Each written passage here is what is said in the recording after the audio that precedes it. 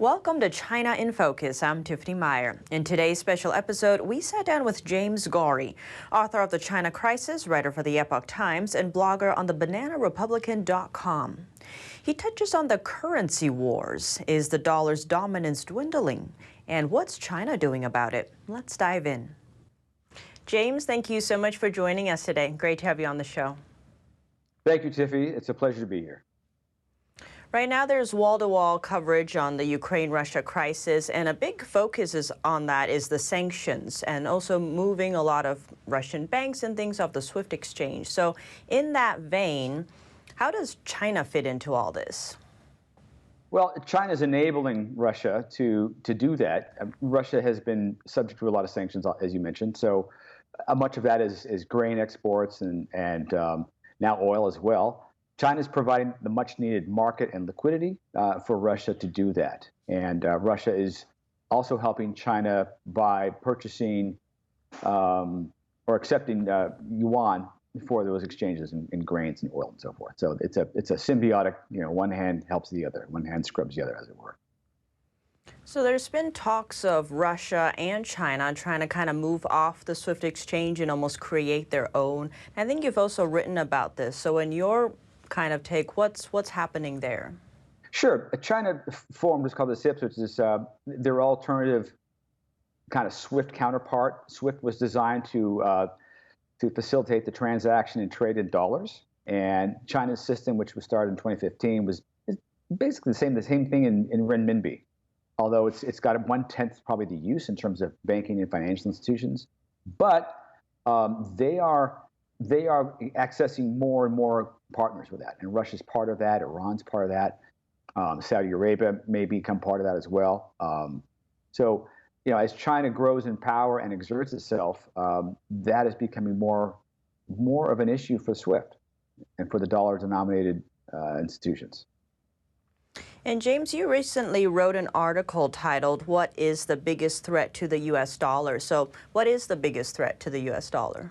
Ultimately, the dollar is a fiat currency. And so the U.S. has been the hegemon, the global leader for most of the world, especially the developed world, since the end of World War II. So the U.S. dollar has been the currency, the reserve currency, and it's what oil has been sold in for the last 40, 50 years. The world market runs basically 70%, 80% on U.S. dollars.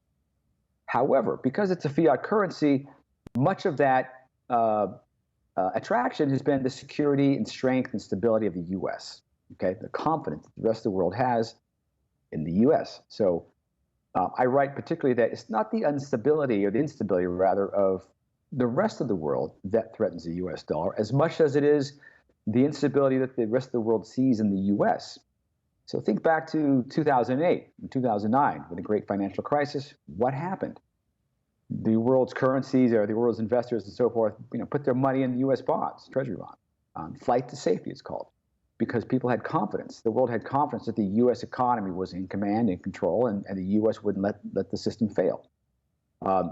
That hasn't been the case in the last 18 months or so. A number of foreign policy problems, whether it's our exit from Afghanistan, which was a disaster, and whether it's our inability to meet Russia and prevent Russia, deter Russia from their invasion of Ukraine, whether it's our ambiguity with regard to Taiwan and defending it, so much so that Japan issued a white paper last summer saying, look, our security depends on Taiwan security, and as a reminder to the U.S., there's a lot of foreign problems that are casting doubt on U.S. leadership, and domestically, it's our $5 trillion plus spending in the last 18 months that has just added tremendous amounts of debt to the dollar. So there's just a lot of problems here that are casting doubt on America's leadership, and we're not seeing leadership on the world stage like we did before. Is the dollar's dominance kind of dwindling, and is China maybe seeing an opportunity and trying to squeeze in? What's your take? Well, sure, it's dwindling, and it's not just an opportunity, but it's an opportunity that China has helped create. In other words, you can't replace a dollar-denominated system with nothing. You have to create something before you do that, and you have to make it function and get participants to sign off on, to use it. So China is doing that very, very quickly. And they've been doing that very diligently for the last several years. The digital yuan, or the e-yuan, or however, there's a variety of names for it, but basically the central bank digital currency that debuted during the Olympics in February, that was a big deal. And a lot of folks kind of said, well, it didn't do that well relative to other payment systems, but that wasn't the point. The point was China was the first kind of big developed economy to debut a central bank digital currency, and that's kind of a Sputnik moment. That puts them ahead of the game. That gives people pause. And again, if you're not having confidence in the economy of the reserve currency, or the way that country, the U.S. in this case, comports itself abroad and controls situations and resolves situations, if that's not happening, then there is that opportunity, and China knows full well that that's the case, and they are taking advantage of it.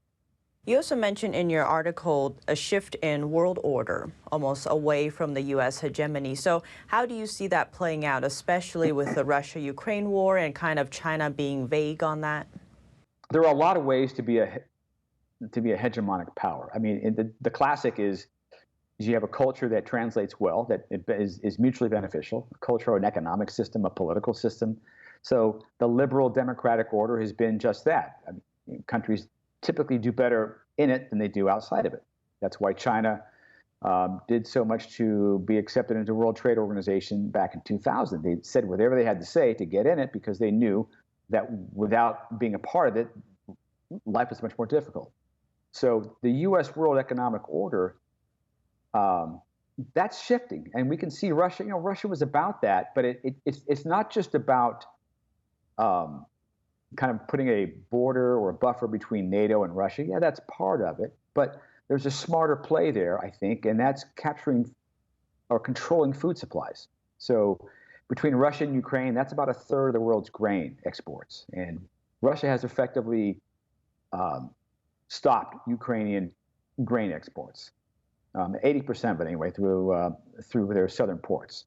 So they haven't taken maybe the fields, but they've taken over the methodology of how you transport, how you export it. So China is the same way. China is not ambivalent to Russia's invasion. They are fully in favor of it, because there's a coordination there in terms of food supply. China has spent the last several years, and maybe even a decade or two, acquiring farmland. And it's the world's largest importer of food. It's also one of the world's largest owner of food-producing areas. So China has the ability to limit or control the flow of food on 4 continents. And Russia has that same ability with its occupation of Ukraine. So there's a lot of coordination in terms of how you restructure the global order. So that they're not going it through currency. They're doing it through currency as well. But, I mean, nobody wants the ruble at this point. Maybe come back by gold at some point. Directly, we'll see. And what kind of effect would that have on Americans and their daily lives, or would it? Well, if dollar-denominated assets, if the dollar is less valued, then we'll see higher interest rates to attract investment, right? To attract people to hold it. At some point, and we're already seeing interest rates rise, and we're seeing inflation. It could get ugly. It could certainly get ugly, and that would be something along the lines of people dumping dollar-denominated assets and going into some hard currency, or perhaps some kind of partially back digital currency like the yuan, or like the digital ruble at some point, or maybe just gold or other types of hard currencies that are more or rather less encumbered with debt and with economic malaise. And we're seeing economic malaise here in the U.S. So I don't want to be it's not all doom and gloom, but there's certainly things to be concerned about. It's not inevitable, but policy matters. James, thank you so much for joining us today. Great to have you on the show. Thank you, Tiffany. My pleasure. That was James Gorrie, author of The China Crisis, writer for the Epoch Times, and blogger on thebananarepublican.com. And for those watching our full episode, joining us after the break, Newsham, retired Marine Colonel and director of One Korea Network. He touches on what it would mean for Americans if war were to break out between China and Taiwan, the strategic implications, and more. That's coming up after the break here on China in Focus.